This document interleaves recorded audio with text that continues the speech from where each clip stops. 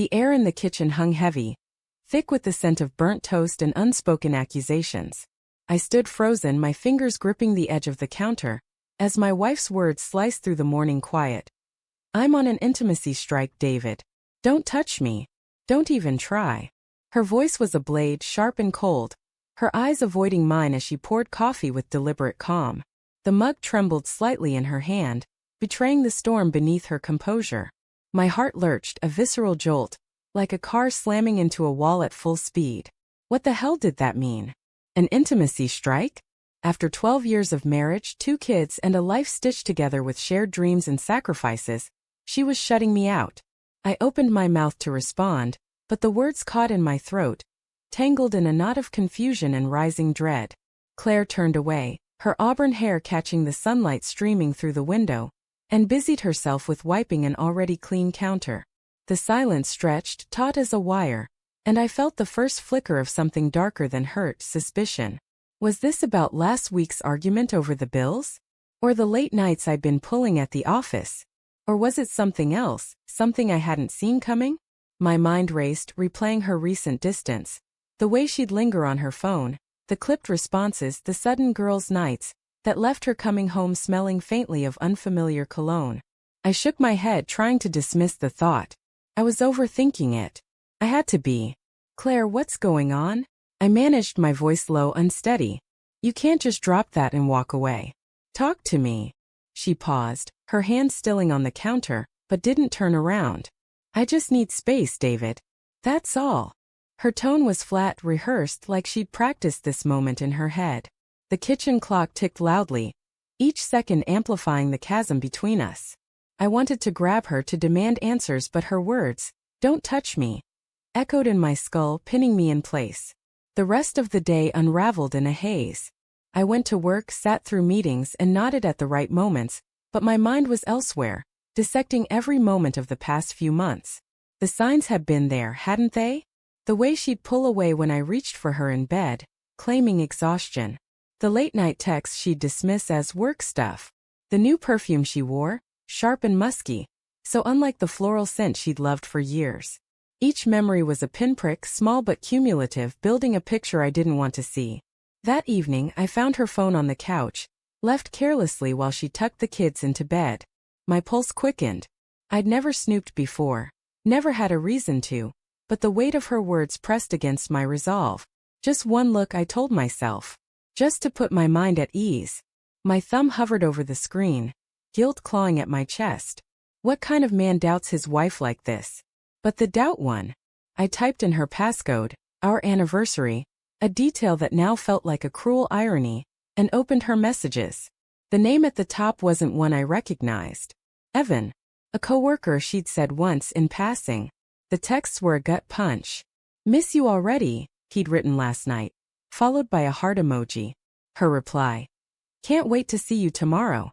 My vision blurred, the words swimming on the screen. There were dozens of messages stretching back weeks, flirtatious, intimate, damning. "You make me feel alive," she'd written. Alive? What was I then? The man who paid the mortgage, who coached our son's soccer team, who held her through every miscarriage and triumph. A dead weight. I set the phone down, my hands shaking. The living room felt too small, the walls closing in, the air thick with the scent of her lavender candles. Upstairs, I could hear her reading to our daughter, her voice soft and warm, the same voice that had just declared war on our marriage. The dissonance made my stomach churn. How could she be so tender with our kids and so cruel to me? I wanted to scream, to confront her, but the kids were here, and the last thing they needed was their world shattered too. Instead, I waited. I sat in the dark, the phone's glow burned into my retinas, and let the anger simmer. When she came downstairs, her face softened for a moment, as if she'd forgotten her own ultimatum. "You okay?" she asked, hesitating at the foot of the stairs. I forced a smile, my voice steady despite the storm inside. "Fine. Just thinking." I paused, letting the silence stretch again, testing her. "You sure you're okay? You seem distracted lately." Her eyes flickered just for a second before she shrugged. "Work's been crazy. You know how it is." She moved to the kitchen, busying herself with dishes, avoiding my gaze. The lie was so smooth, so practiced, it cut deeper than her earlier words. I wanted to believe her, to cling to the version of Claire I'd loved for over a decade. But the truth was clawing its way to the surface, and I couldn't unsee it.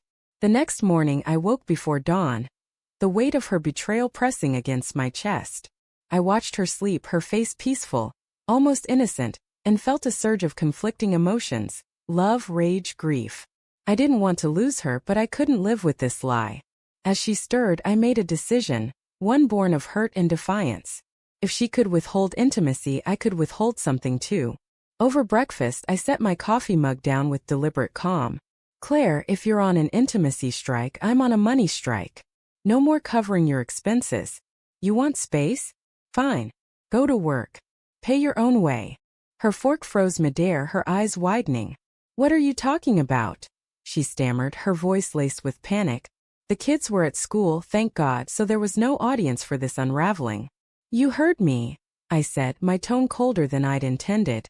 You want to shut me out? Then you're on your own. Starting now.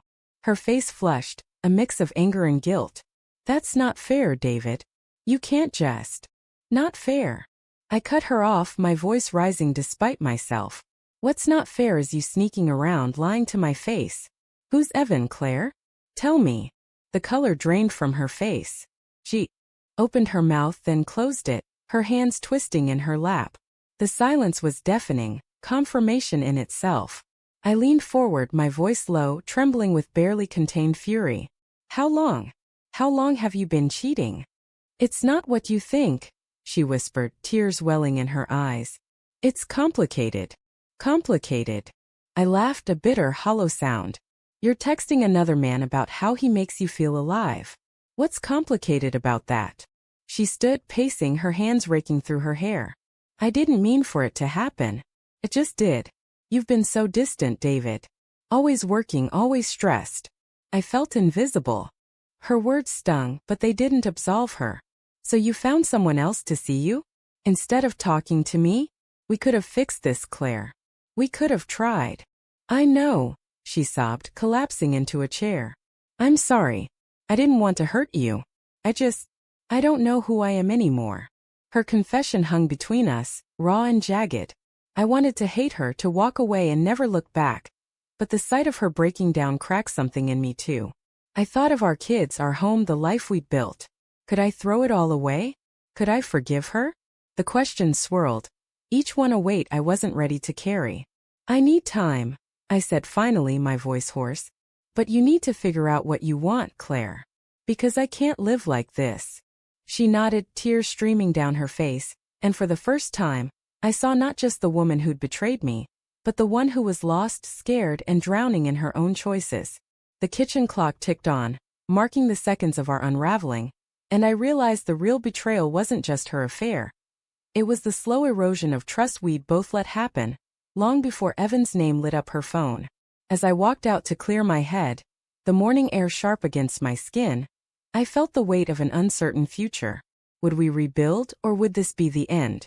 The answer lay in the silence we'd both created, and it terrified me more than any text ever could.